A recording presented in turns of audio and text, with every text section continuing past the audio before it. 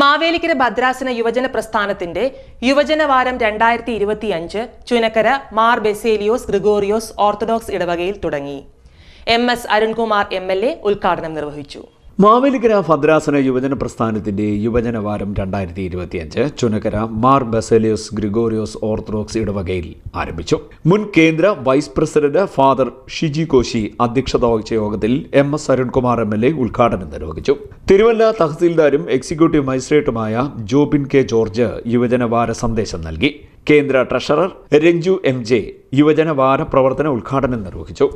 ഭദ്രാസന കൗൺസിൽ അംഗം ബിനു ഡാനിയൽ, ഭദ്രാസന ട്രഷറർ എബിൻ വള്ളികുന്നം, ദക്ഷിണ മേഖലാ സെക്രട്ടറി ആരോൺ ജോർജ് ജോൺ, ഭദ്രാസന joint secretary Christy Anna Thomas, ഭദ്രാസന എഡിറ്റോറിയൽ ബോർഡ് അംഗം മനു തമ്പാൻ, കമ്മിറ്റി അംഗങ്ങളായ റജിൻ എപി, ഇടവക ട്രസ്റ്റി റോയി താരപ്പറമ്പിൽ, ഇടവക secretary Y Kunjumon, unit secretary LH Biju എന്നിവർ ആശംസാ പ്രസംഗം നടത്തി. CDNet news, Charummood.